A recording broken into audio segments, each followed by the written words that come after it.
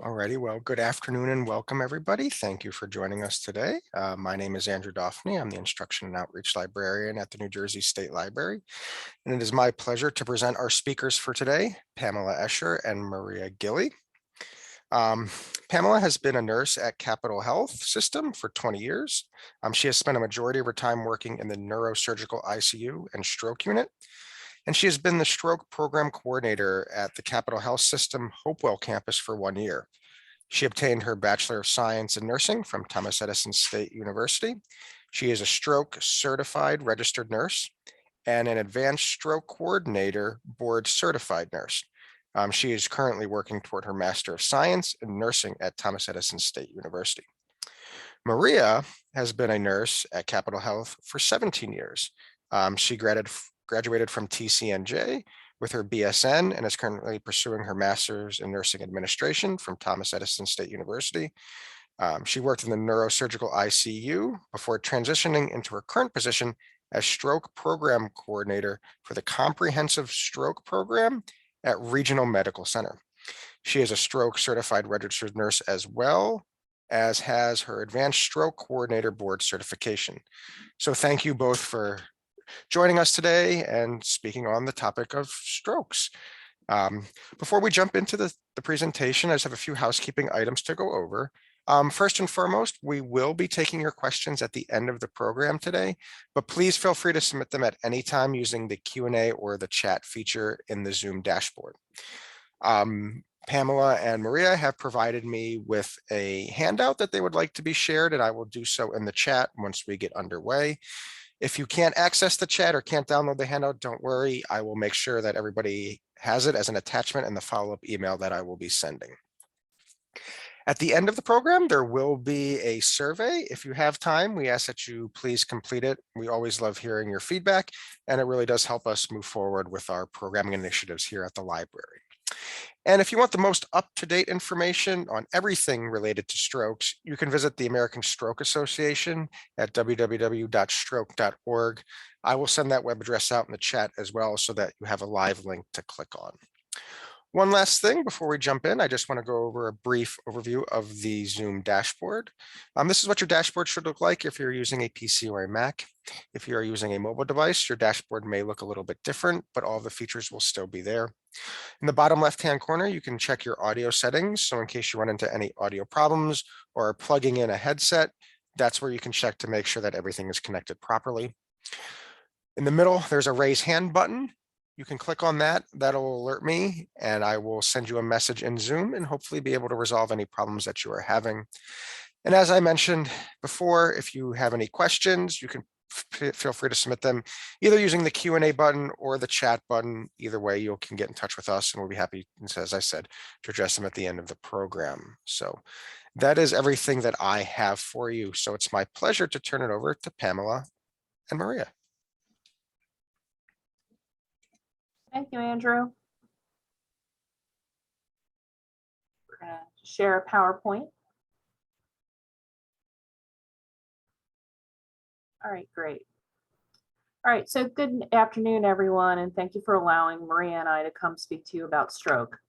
As you are aware, or you may be aware, May is Stroke Awareness Month, and it is important to have information about stroke to know that it is preventable, beatable, and treatable. So the goal of our talk today is to define stroke, discuss the epidemiology of stroke in the United States, talk about the signs and symptoms of stroke, risk factors for stroke, and treatment modalities. So what is stroke? Stroke is a sudden interruption of the blood supply to the brain. A stroke or a brain attack occurs when a blood clot or a plaque blocks the blood flow in a vessel or artery when a vessel breaks, interrupting the blood flow to the area of the brain. When one of these occurs, brain cells begin to die and damage occurs. Next screen. So a transient ischemic attack, or TIA, or what many people call a mini stroke, is a warning sign. A TIA occurs when a transient blockage of a vessel occurs, preventing blood flow. Symptoms of a TIA resolve quickly within minutes or hours, resulting in no lasting brain damage. A TIA is a warning sign that a major stroke may occur. Treating TIAs immediately to reduce your risk factors of a major stroke is extremely important. So in the United States, about 795,000 people have a stroke each year. Ischemic strokes occur more often and represent approximately 87% of strokes. Hemorrhagic strokes occur less frequently, and that represents 13% of strokes. As you can see on the slide, ischemic strokes are caused by a blood clot or plaque that is broken away and lodges into a vessel. This blocks the blood flow to part of the brain. Hemorrhagic strokes are typically caused by uncontrolled hypertension. This causes a weakness in the vessel walls and eventually breaks, and blood leaks into the brain, the surrounding brain tissue. You can see hemorrhagic strokes are caused either by a brain aneurysm, which is kind of that blister of the vessel, kind of like a blister on the back of your foot. With the hypertension, it gets weaker and weaker, and then it breaks. And then you have an AVM, which is an arterial venous malformation, which is kind of like a mismatch of the vessels, and it can cause bleeding in the brain. Okay. So about 700, as we said, about 795,000 Americans each year suffer a new or recurrent stroke. A stroke occurs approximately every 40 seconds. Stroke kills more than 137 people a year, and that's about 1 in every 18 deaths. On average, someone dies about every 4 minutes from stroke. This has led to stroke being the 5th leading cause of death in the United States and the leading cause of disability. So the important thing to remember about stroke symptoms is the symptoms occur suddenly. It's not something that occurs over a day or a week. It's very sudden onset. So I'm going to briefly go over the signs and symptoms. We're going to go over them more in detail later. But it's sudden numbness or weakness of the face, arm, or leg, especially on one side of the body. Sudden confusion, trouble speaking or understanding what someone is saying. Sudden trouble seeing in one or both eyes.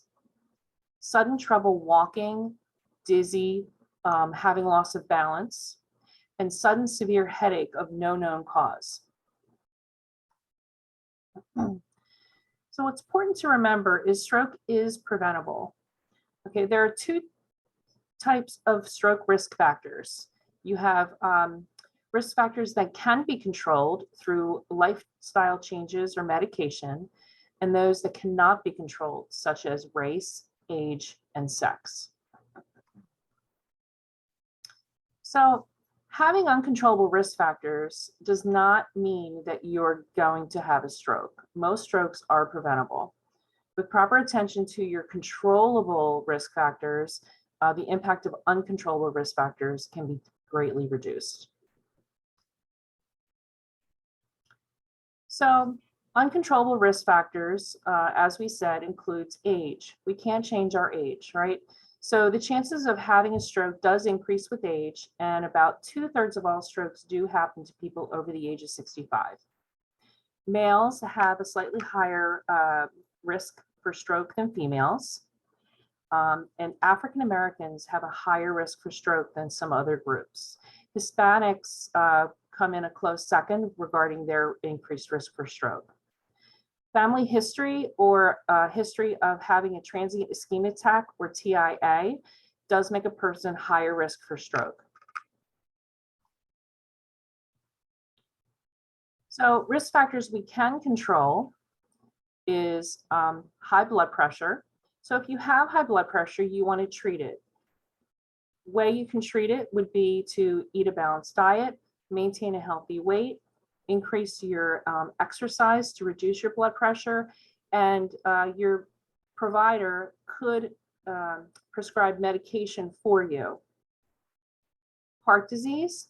such as atrial fibrillation, is something that can be treated. Your doctor can prescribe medication to help prevent the formation of clots.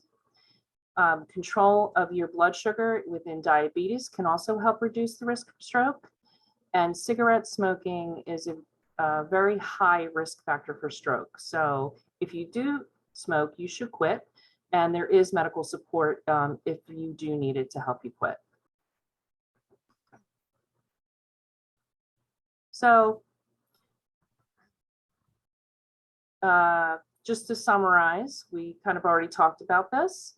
You want to monitor your blood pressure to help reduce your risk, control your cholesterol, keep your blood sugar down, increase activity, eat a balanced diet, maintain a healthy weight, don't smoke, and then talk to your doctor about aspirin or other medications. You don't want to just starting an aspirin regimen. You do want to discuss that with your doctor before you would start that. So eating a healthy diet. So you want to choose healthy meals and snacks to help reduce your risk of having a stroke.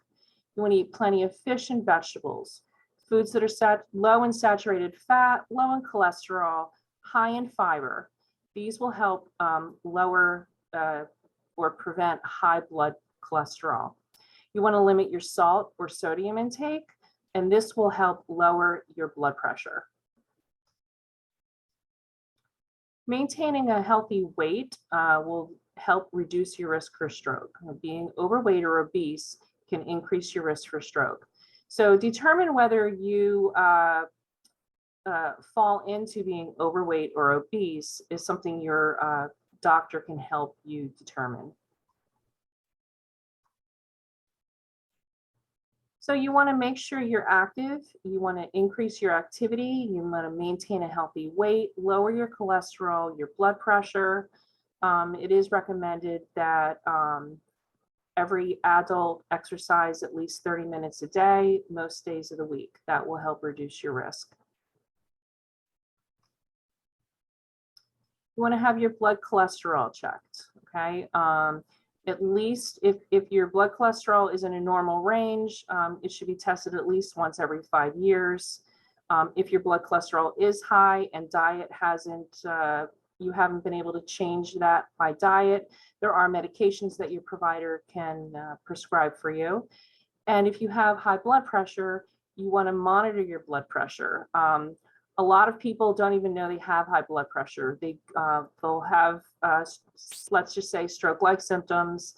They'll go to the emergency room and they'll ask, do you have a history, any kind of medical history? And they'll say, no, I don't have a history. And the person has a blood pressure of, say, like 190 over 110, which is very high. So they do have a history, they just don't know it. So monitoring your blood pressure can, on a regular basis, help you know what your numbers are. Ideal blood pressure is less than 120 over 80. For stroke prevention, we really should keep it less than 140 over 90. So going off of what Maria just said, here is a stroke scorecard that is available through the National Stroke Association. And you can see on the left-hand side, it has the risk factors that we talked about. And then you can grade your score between high risk, medium risk, and low risk. And you can see where you fit in as far as your risk factors for stroke.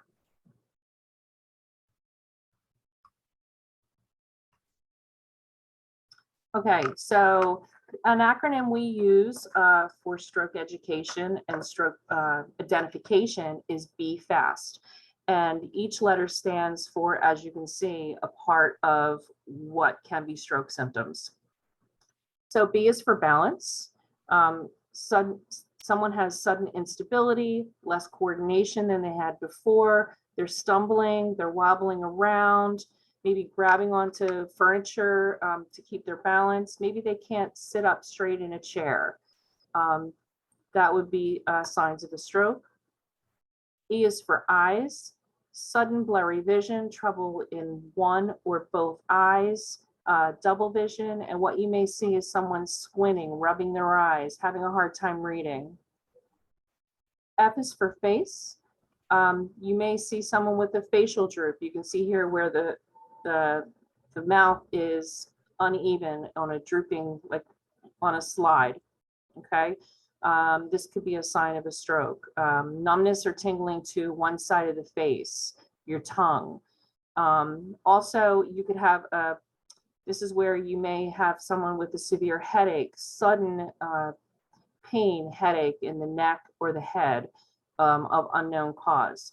So they may smile and their face is crooked, their smile is crooked, one side of the face droops down, or they're holding their head, or they're sensitive to light and they're saying, this is just the worst headache I've ever had. A is for arms. That would be lack of strength in an arm or a leg or both, usually on one side of the body. Numbness, tingling to that side of the body as well can also occur. S is for speech. The sudden inability to speak, perhaps sudden slurred speech. They don't understand what you're saying. You can't understand what they're saying. They seem confused. And then T is for time. So time is brain. So it's time to call 911. You don't want to drive the person to the hospital. You want to call 911. That way we can activate our at regional, we have a pre-hospital stroke alert. So the emergency room is alerted that someone's coming in with stroke-like symptoms, and the team will be there waiting to assess and treat. Okay, so there are several challenges in identifying strokes. Strokes present in different varieties of symptoms. Sometimes people can have minor stroke symptoms. It all depends on the size of the stroke and the location of the stroke. So strokes do present with, can present with a facial droop. They can have slurred speech. There's many things that also affect patient's speech, such as like medications or other issues going on. Sometimes patients can have dysphagia or aphasia, which is a difficulty either expressing their language or understanding what others are saying. And it can cause it can make it very difficult for them to communicate with their loved ones or the staff when they come in. They can have numbness to the face, arm, or leg. Again, that headache. So headaches are a big one. So if you have a sudden onset headache, if it's different than any headaches you ever had, that's when you need to seek treatment. If you have a history of migraines or a family member has a history of migraines, they know what their normal headache is. And they know that that's normal. But if it's different than their normal, then that's when you should seek treatment. Again, weakness or paralysis. Could be a spinal, it could be other issues, but again, it could be stroke. Anything that's sudden, you have to think stroke and you have to call 911 to get treatment. Gait disturbances. Again, gait disturbances could be like a posterior stroke where your equilibrium's off, or it could be weakness on one side of their body that's causing difficulties walking. Dizziness is a big thing too with posterior strokes. There are very minor symptoms that can progress. So if someone's dizzy and they're walking as if they're drunk, they're just kind of leaning to one side or the other, then that could be a posterior stroke. Strokes can cause loss or altered changes in their vision, where it can become blurry, or maybe they're just missing a whole field of their vision. Okay. There can be some incoherence, or they can actually have some incontinence. And an altered mental status is a big one that can fall into many different categories as far as infection or medication induced. It also can be a stroke. Patients present with altered mental status, we go down multiple pathways to rule out a stroke because we want to make sure that we're not missing anything. Okay, so it's just some short little videos to show you just what patients look like when they present with a stroke. Let's see if it opens.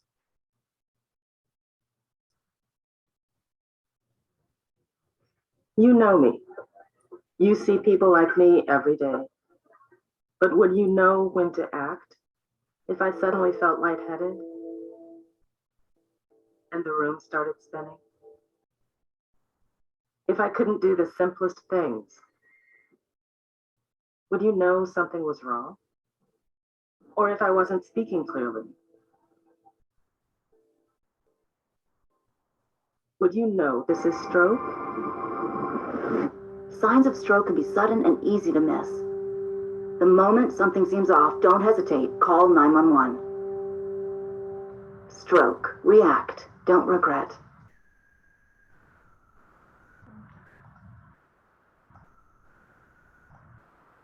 And then there's another one on the loss of balance, headache, and confusion.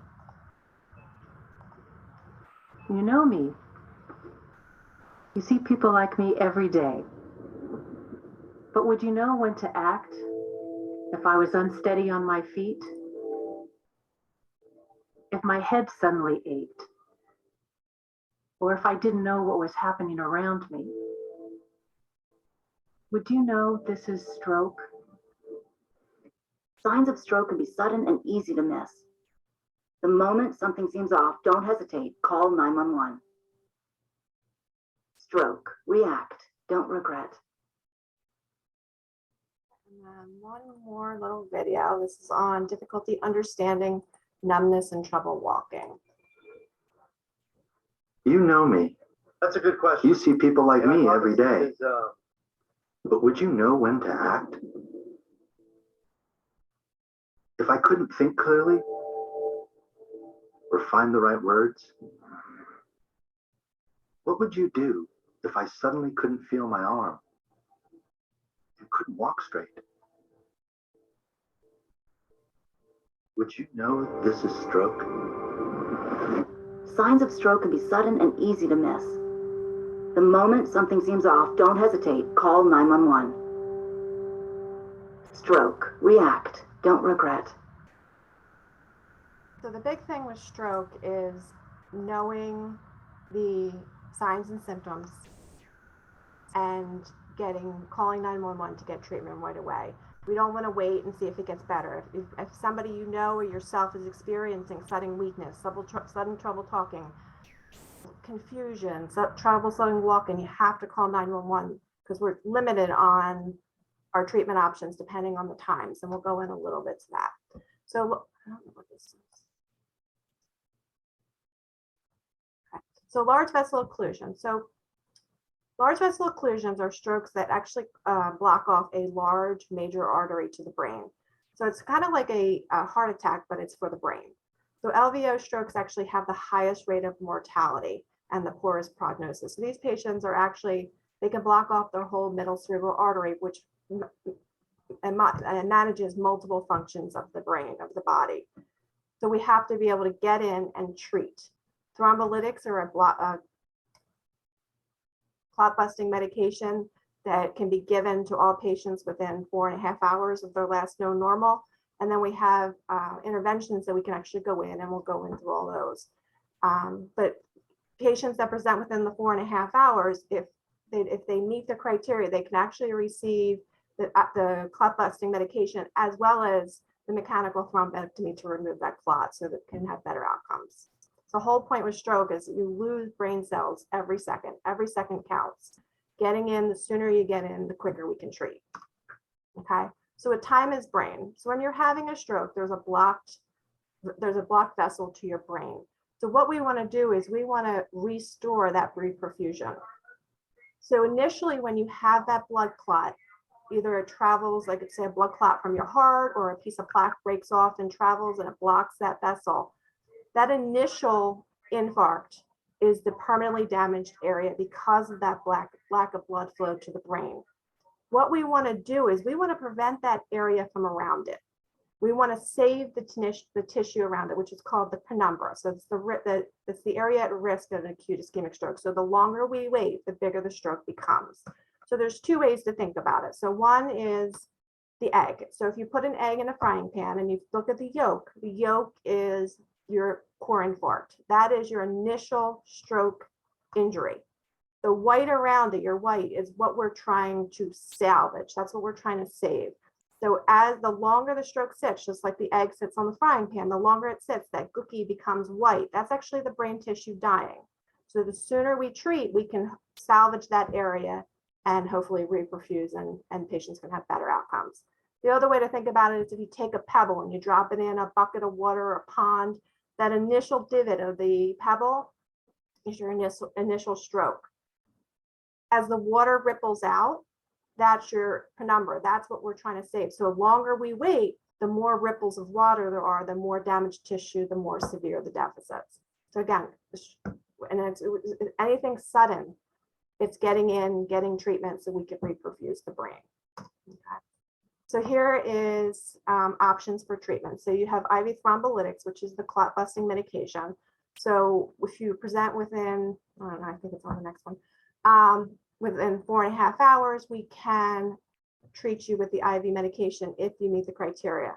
The one on the right is the mechanical thrombectomy, where they can actually thread a catheter up and retrieve that stent. And I do have a video later of that. Okay.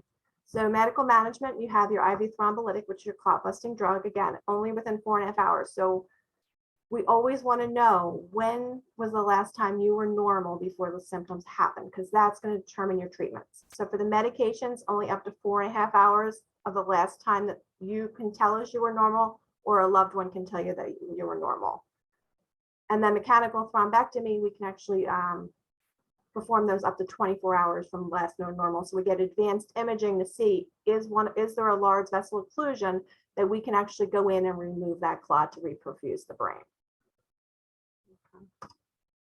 So here's a little video just to show you what a mechanical thrombectomy looks like.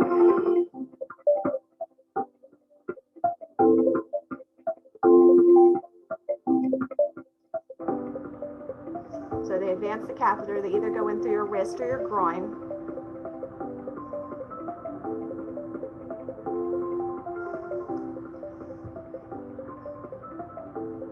You see the catheter going up past the clot. They can deploy a stent and actually pull that clot out. And then the hope is, once that clot is removed, then the blood flow is restored and we can reperfuse the brain. So again, everything comes down to be fast. So there are the magnets and then the information booklets. I know Andrew posted the copies of the information booklet. If you guys can get into the library, the magnets are great to have on the fridge at home. So just knowing what the signs and symptoms are, letting your community, your family, your loved ones know what the signs and symptoms are and getting treatment. So knowing if they're a little off, if they're a little off balance, could it be something else? Yes, but it could be a stroke, especially if it's sudden. Are they saying their vision is a little blurry, or do they have double vision? Or are they missing a portion of their vision? Sometimes they can't see on the right side or the left side. Is their face drooping? Are they complaining of numbness? Is their smile off? Are they having weakness on one side of the body? It could be just the arm, it could be the leg, it could be both. Just, are they having sudden weakness? And unfortunately, a lot of times with stroke, they can happen at night while you're sleeping. With a heart attack, you're in so much pain, you actually wake up from a sound sleep when you're having a heart attack. With stroke, it's silent. Strokes are silent, so you don't know you had a stroke if it's in the middle of the night until you do wake up, and then all of a sudden you go to get out of bed and you have weakness on one side of the body or the other, or you go to talk to somebody and then all of a sudden your speech is slurred, or they're not understanding what you're saying. They could be strokes. So again, calling 911 and getting treatment right away is the best thing that you can do. Okay. Any questions? Yeah, I don't see any questions in the chat or the Q&A. Yes, if anybody does have any questions, please feel free to submit them. I have a question, and it deals with pregnancy. Can complications from pregnancy increase the chances of a stroke? So COVID is a big thing, that with the hypercoagulability that can cause increases in stroke. Pregnancy, depending on the individual patient's risk factors. So if they have a high blood pressure, that can increase their risk of stroke. If they have diabetes and their sugars are out of whack, any of those stroke risk factors can increase risk of stroke during pregnancy. Especially during pregnancy, a lot of women have high blood pressure. And strokes too, unfortunately, can happen to anybody. They can happen in utero, they can happen to a teenager, they can happen to a 100-year-old. Stroke, unfortunately, does not discriminate, and it can happen to anyone. So another question is, are strokes hereditary? Yes. So if your family has a history of stroke, you have a higher incidence of having a stroke. So again, it's just managing your risk factors. So if you go back to that scorecard,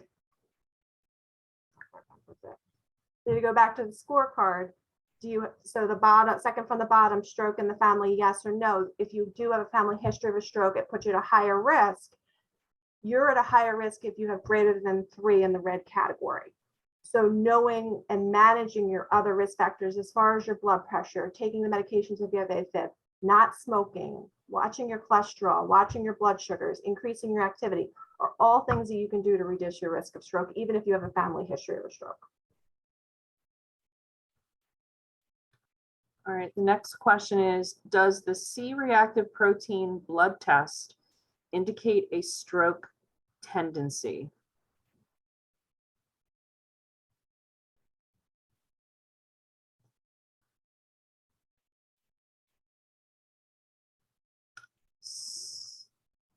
So I'm not 100% sure on that. Maria? I'm not sure either. I'd have to follow up and get back. Yeah, we can follow up with that, and we can get back to Andrew with the definitive answer for that. I don't want to give wrong information. Correct, me neither. Okay.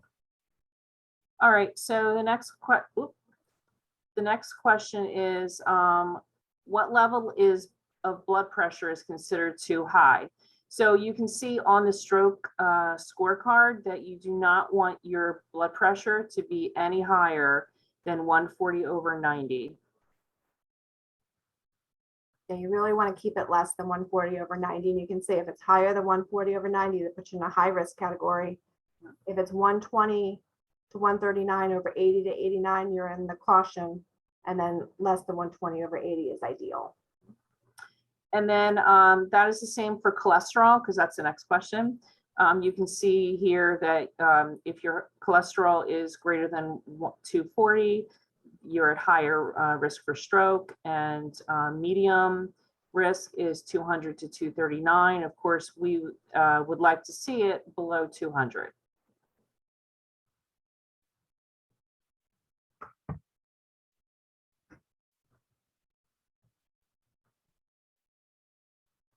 And that looks like all the questions in the chat. And Andrew, we will get you that definitive answer regarding the C-reactive protein. Absolutely. And if anybody else have any questions and you'd rather speak to them privately, I will certainly include Pamela and Maria's contact information in my follow-up email. So if there's something more sensitive you would like to contact them, you can. Yes.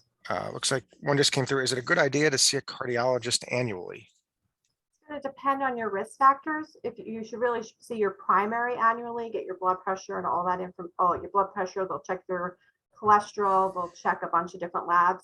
If anything, and they even do an EKG at your annual physical. If they see anything abnormal, they'll send you to a cardiologist, but getting the basics with your primary will let you know if you need to see the specialist.